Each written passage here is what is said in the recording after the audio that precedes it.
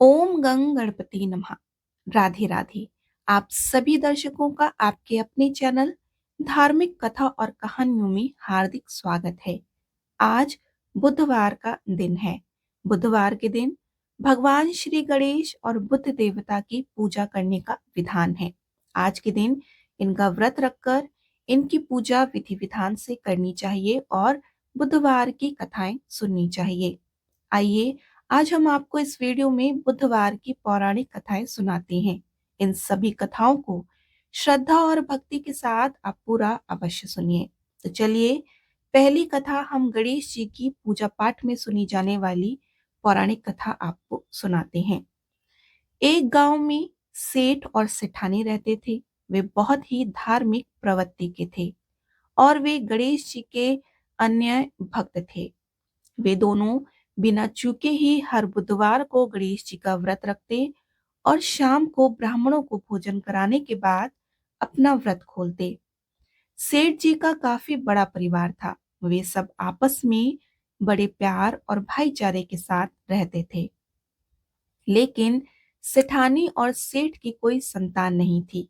इस विषय पर परिवार और गांव के लोग आपस में बहुत बातें किया करते थे। सभी लोग सेठानी को बांझ बुलाते थे, तो ये सभी बातें सुनकर सेठ और सेठानी बहुत दुखी होते थे। एक बुधवार के दिन सेठ और सेठानी भगवान गणेश जी की पूजा संपन्न करा के मंदिर के बाहर आ रहे थे कि तभी उन्हें सीढ़ियों पर एक छोटा सा बच्चा अकेले बैठा हुआ दिखा। बालक को देखते ही दोनों उसके पास गए और पूछा कि तुम्हारे माता पिता कहाँ हैं। लेकिन बच्चे ने अभी तक ठीक से बोलना नहीं सीखा, इसलिए वो बोल नहीं पाया।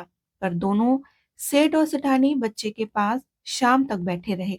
तब तक पंडित जी और सेठ जी और उनके नौकरों के आसपास जाकर बच्चे के माता पिता को खोजने की कोशिश की कि लेकिन उन्हें बच्चे के माता पिता या बच्चे खोने की कोई खबर ना मिली। फिर पंडित जी ने सेठ और सेठानी को वह बच्चा अपने घर ले जाने को कह दिया। साथ में यह भी कहा कि अगर बच्चे के माता पिता यहाँ पर आते हैं तो मैं स्वयं उन्हें आपके पास ले आऊंगा। तब सेठ और सेठानी की खुशी का ठिकाना नहीं रहा। वे दोनों खुशी खुशी उस नन्हे बालक को अपने साथ घर लेकर आ गए। सेठानी ने बच्चे का नाम अपने आराध्य भगवान श्री गणेश जी के नाम पर गणेश रख दिया और बड़े ही प्यार और दुलार से उसका पालन और पोषण करने लगी। कुछ दिनों के बाद उसी गांव में एक ठग पति पत्नी उनका इरादा गांव के सबसे अमीर आदमी को ठगने का था। वे दोनों ठग गणेश मंदिर की सीढ़ियों पर बैठे सोच विचार कर रहे थे कि तभी वहां पर पंडित जी आ गए और गांव में अनजान लोगों को देखते ही उनसे पूछा, क्या आपका बच्चा खो गया है? दोनों चोरी चकारी के लिए बहाना ढूंढ रहे थे, इसीलिए उन दोनों ने तुरंत ही कह दिया। तब पंडित जी ने कहा कि चिंता की कोई बात नहीं है, आपका बच्चा एक सेठ जी के घर पल रहा है। पंडित जी उन दोनों ठग को सेठ जी के घर पर ले आए। गणेश के माता पिता आ गए हैं, यह खबर सुनकर सेठ और सेठानी बहुत दुखी हुए। सेठ जी ने उन दोनों पति पत्नी को एक रात के लिए अपने अतिथि गृह में ठहराया। अब वह दोनों ठग सिर्फ मौके की फिराक में थे कि उसी रात सभी लोग सो जाने के बाद वे ठग एक एक करके सभी कमरों की तलाशी करने लगे। फिर वे दोनों तिजोरी वाले कमरे में पहुंच गए। छानबीन के वक्त होने वाली थी कि छोटी मोटी आवाजों से सेठ जी का नौकर जग गया और आवाज की दिशा में तिजोरी वाले कमरे के नजदीक आ गया। उसने चुपके से अंदर जब झांक कर देखा तो दोनों ही मेहमान कीमती सामान चुरा रहे थे। नौकर ने यह देखते ही धीरे से उस कमरे के बाहर की कुंडी लगा दी और चोर चोर बोलकर पूरे घर में हल्ला मचा दिया। शोरगुल की आवाज सुनते ही घर के सभी लोग इकट्ठा हो गए। तब सेठ जी ने उन दोनों चोर पति और पत्नी को कमरे से बाहर निकाला और सुबह ही पंचायत में हाजिर कर दिया। सेठ जी ने सरपंच जी का पूरा मसला बताया और कहा कि यह दोनों तो चोर हैं। अब हम पुत्र गणेश को इन दोनों को नहीं देंगे। लेकिन वे दोनों ठग पत्नी अपनी जिद पर अड़ गए और बच्चे को ले जाने की जिद करने लगे। सरपंच जी ने इस गंभीर समस्या का एक तोड़ निकाला। उन्होंने सेठानी और दूसरी औरत को गणेश जी के सामने खड़ा कर दिया और कहा कि जिसके भी आंचल से दूध की धार गणेश के मुंह पर जाएगी, वह बालक गणेश उसके पास ही रहेगा। फिर वो दोनों अपने अपने आंचल मुंह के सामने फैलाकर खड़ी हो गई। सेठानी जी मन ही मन भगवान गणेश का नाम का जप कर रही थी और देखते ही देखते गणेश भगवान की कृपा से सेठानी की आंचल से दूध की एक धार गणेश जी के मुंह में गिरी और इस तरह बालक गणेश सेठ और सेठानी के साथ हमेशा के लिए रहने लगा। बोलिए श्री गणेश भगवान की जय।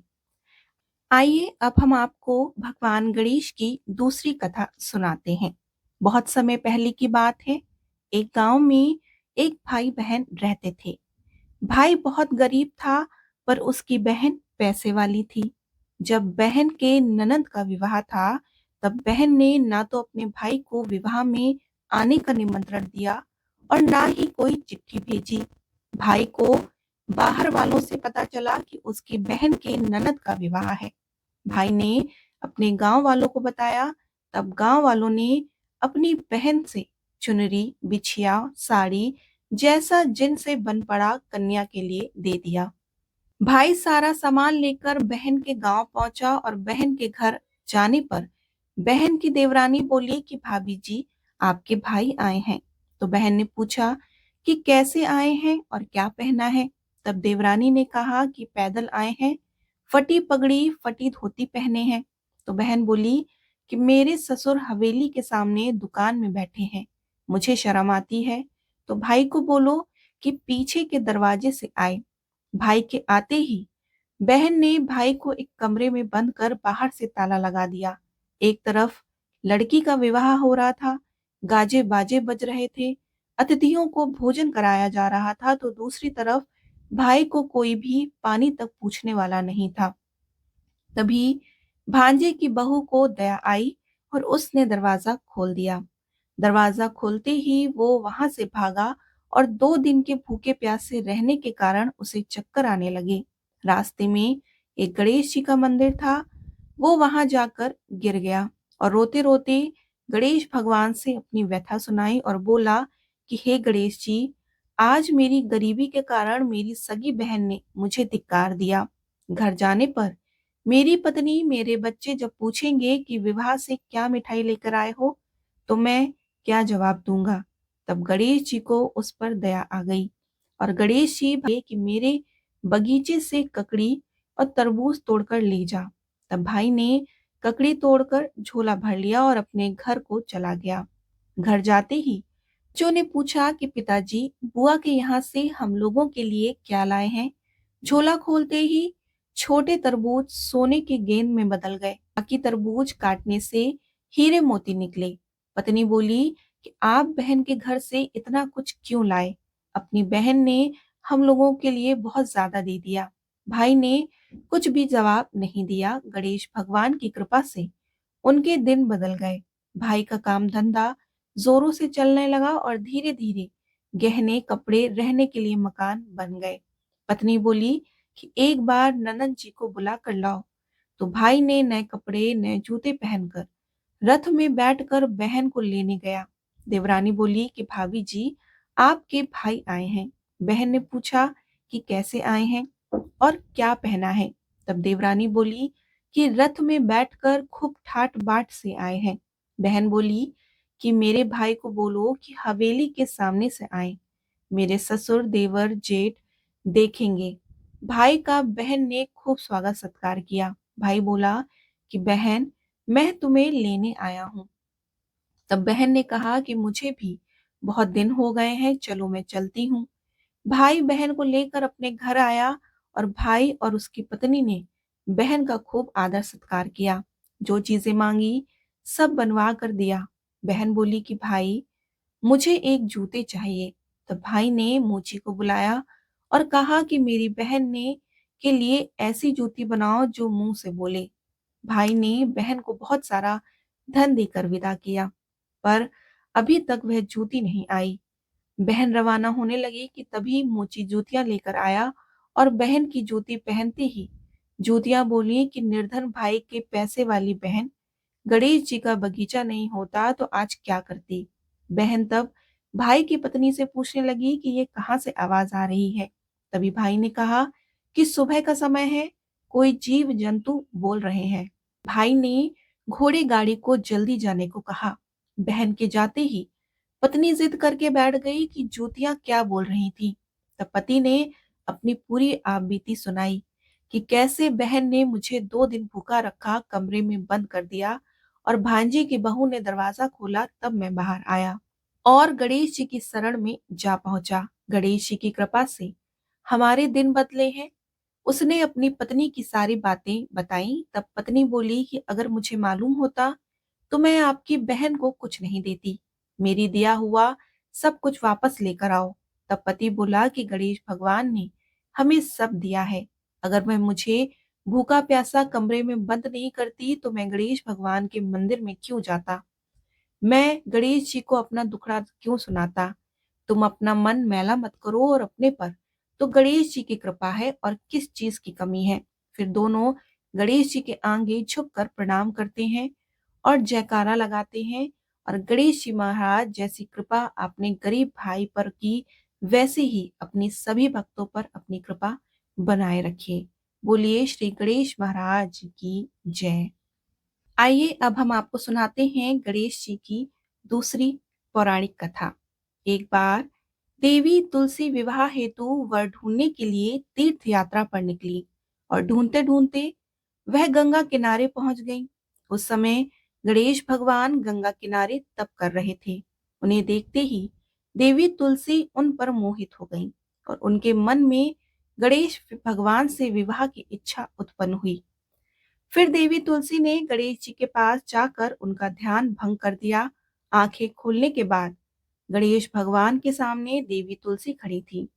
लेकिन सामने एक स्त्री है, इसलिए अपने क्रोध को नियंत्रण में रखकर भगवान गणेश ने पूछा कि आप कौन है देवी, और मेरा ध्यान भंग करने का क्या कारण है। तो जवाब में देवी तुलसी ने अपने परिचय के साथ गणेश जी से विवाह करने के लिए बात की। गणेश भगवान जी बोले कि देवी मैं ब्रह्मचारी हूँ, इस वजह से मैं विवाह नहीं कर सकता। अपने विवाह प्रस्ताव के लिए न सुनने के बाद देवी तुलसी क्रोधित हो गई और उन्होंने गणेश जी को श्राप दे दिया कि उनका ब्रह्मचर्य टूटेगा, उनके 2 विवाह होंगे। इस बात पर भगवान गणेश भयंकर क्रोधित हो उठे, क्योंकि एक तो वह स्त्री थी, इसलिए ध्यान भंग करने पर भी गणेश जी ने कुछ नहीं कहा। इतनी विनम्रता से बात करने पर भी उन्हें श्राप दे दिया। फिर गणेश भगवान ने भी तुलसी को श्राप दे दिया कि तुम्हारा विवाह शंखचूर्ण नाम के असुर के साथ होगा। एक देवी होकर भी उनका विवाह एक राक्षस से होगा। और यह जानकर देवी तुलसी विचलित हो गई। विनायक जी की इस कठोर श्राप से मुक्ति दिलाने की क्षमा याचना करने लगी। फिर गणेश जी को तुलसी देवी पर दया आ गई और वे बोले कि मेरा श्राप तो बदल नहीं सकता, वह तो होकर ही रहेगा, लेकिन अगले जन्म में तुम एक पेड़ बनोगी और भगवान श्री हरि विष्णु जी की अत्यंत प्रिय होगी। उनकी पूजा में भी तुम्हारा एक महत्वपूर्ण स्थान होगा और कलयुग के इंसानों को तुम मोक्ष का मार्ग दिखाओगी। लेकिन तुमने मेरा तप भंग किया है और मुझे ब्रह्मचारी होकर भी 2 विवाह का श्राप भी दिया है, इसलिए मेरी किसी भी प्रकार की पूजा में तुम निषेध रहोगी। इस प्रकार देवी तुलसी गणेश भगवान की पूजा में निषेध हो गई। प्रेम से बोलिए गणेश भगवान की जय। अब सुनते हैं गणेश जी के विवाह की कथा।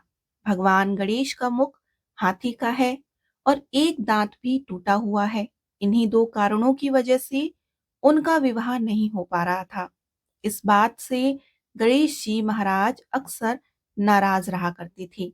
एक दिन एक देवता के आग्रह पर विनायक जी उसके विवाह में अपनी उपस्थिति दर्शाने गए। विवाह स्थल पर पहुंचने के बाद कुछ देवताओं ने मिलकर गणेश भगवान का समय पर विवाह न होने के कारण उपहास किया, जिससे गणेश जी बहुत ही अधिक नाराज हो गए। उसी दिन उन्होंने ठान लिया कि जब तक मेरा विवाह नहीं होता तब तक मैं किसी भी देवता का विवाह नहीं होने दूंगा।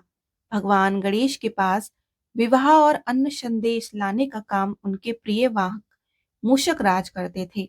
अब मूषक राज जब भी किसी देवता के विवाह का समाचार लाते, तब गणेश जी उसे आदेश देते और मूषक राज अपनी सेना के साथ जाकर उस विवाह के मंडप को गिराकर तहस नहस कर देते और बारातियों को भी भगा देते। इस तरह गणेश जी और मूषक राज की मिली भगत की वजह से किसी भी देवता का विवाह नहीं हो पा रहा था। गणपति जी के व्यवहार से तंग आकर सभी देवी देवता भगवान शिव और माता पार्वती जी के पास पहुंचे। इस विराट समस्या का समाधान मांगने लगे। भगवान शिव और माता पार्वती ने कहा कि इसका हल तो आपको केवल ब्रह्मदेव जी के पास ही मिल सकता है। कृपा करके आप ब्रह्मलोक को जाएं। तब माता पार्वती और महादेव जी को प्रणाम करके सभी देवी देवता ब्रह्मा जी के पास प्रकट हुए। देवताओं की समस्या को ठीक से सुनने के बाद ब्रह्मा जी ने अपनी योग शक्ति से दो कन्याओं का निर्माण किया। कन्याओं का नाम था रिद्धि और सिद्धि। वह दोनों ब्रह्मा जी की मानस पुत्रियां थीं। उनको लेकर ब्रह्मा जी भगवान गणेश के पास गए और उनसे अपनी पुत्रियों को ज्ञान एवं शिक्षा प्रदान करने का निवेदन करने लगे। ब्रह्मा जी का मान रखने के लिए एक दंत भगवान ने रिद्धि और सिद्धि को शिक्षा देना आरंभ किया।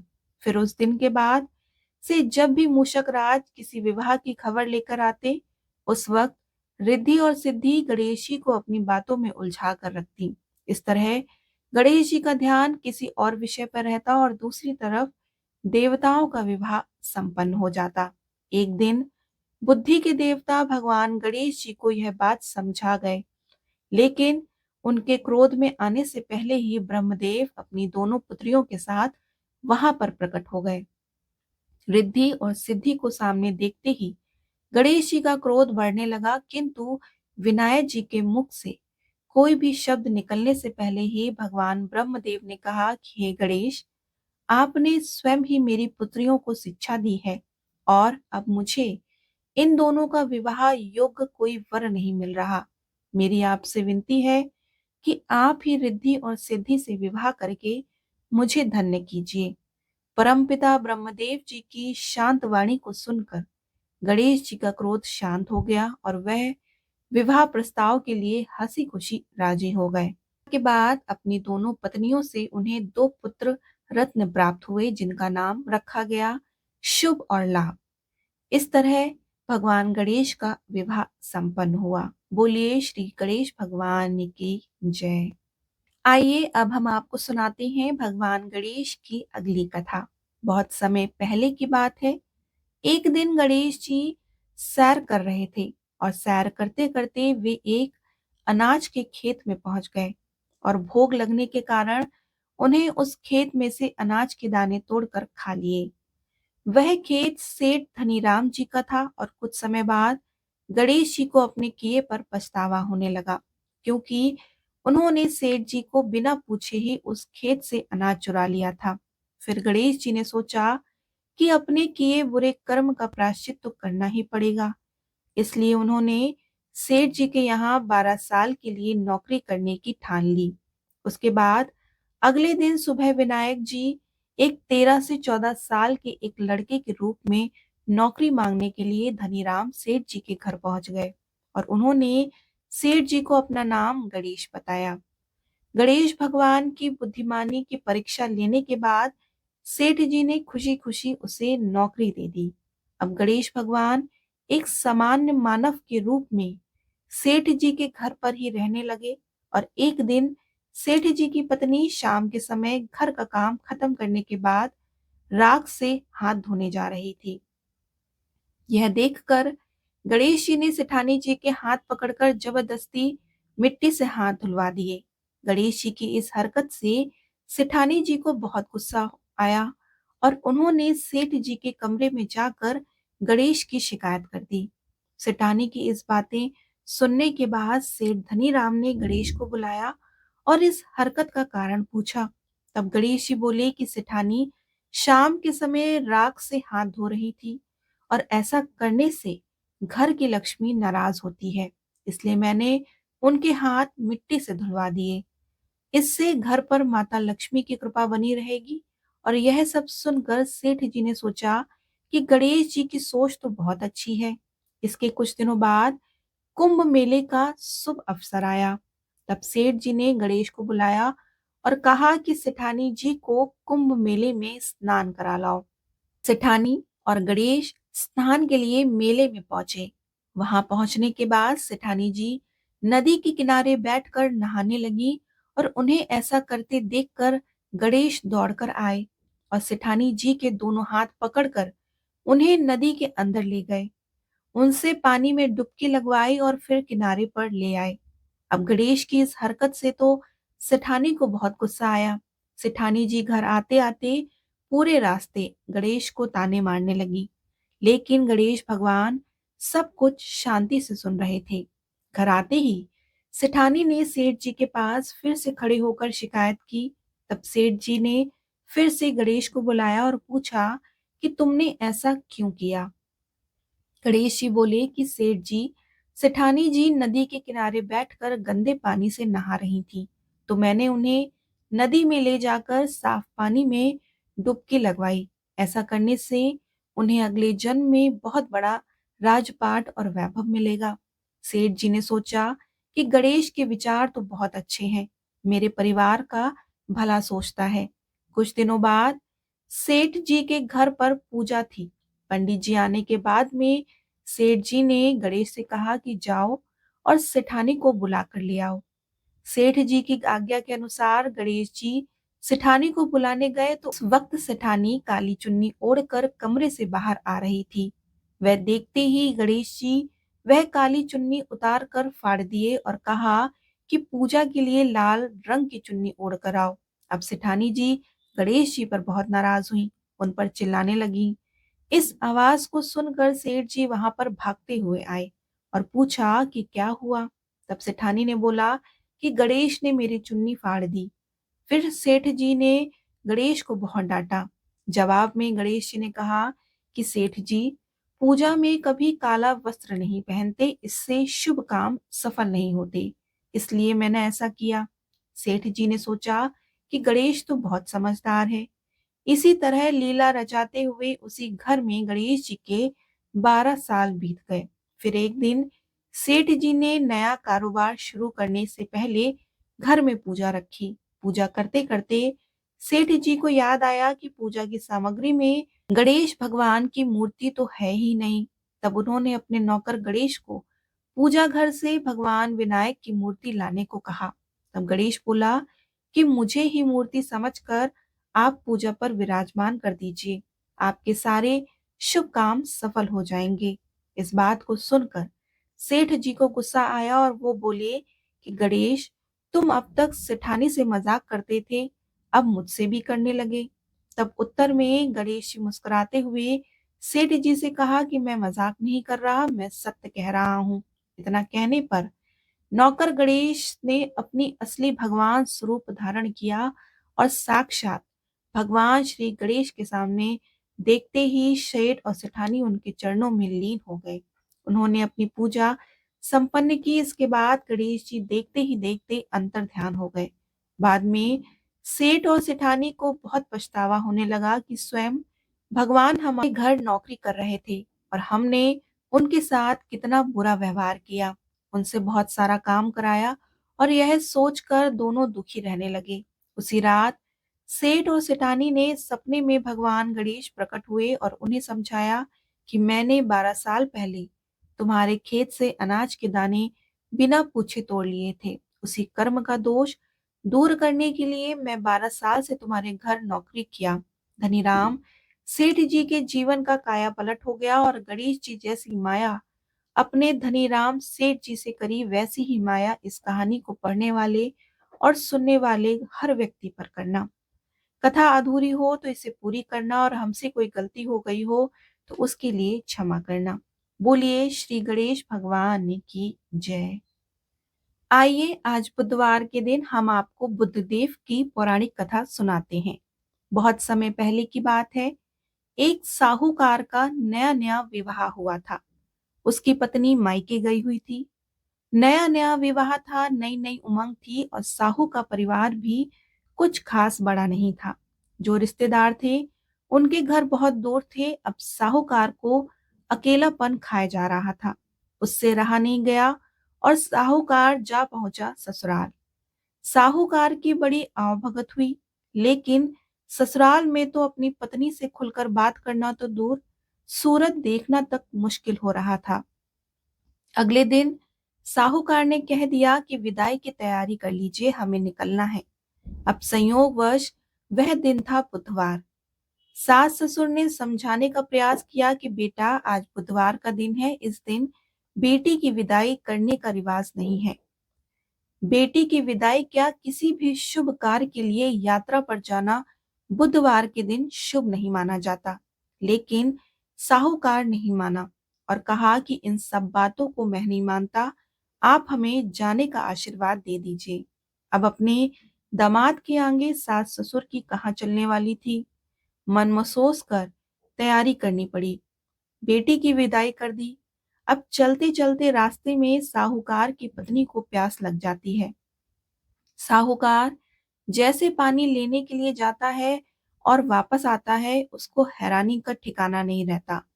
अपने ही हम शक्ल को गाड़ी में पत्नी के बगल में बैठ के देखता है। उसकी पत्नी भी एक शक्ल के दो दो व्यक्तियों को देखकर परेशानी में पड़ जाती है कि उसका पति कौन सा है। जैसे ही साहूकार ने पत्नी के पास बैठे व्यक्ति से पूछा कि वह कौन है, तो पलट कर जवाब दिया कि भैया, मैं तो फला नगर का साहूकार हूँ और फला नगर से अपनी पत्नी को लेकर आ रहा हूँ।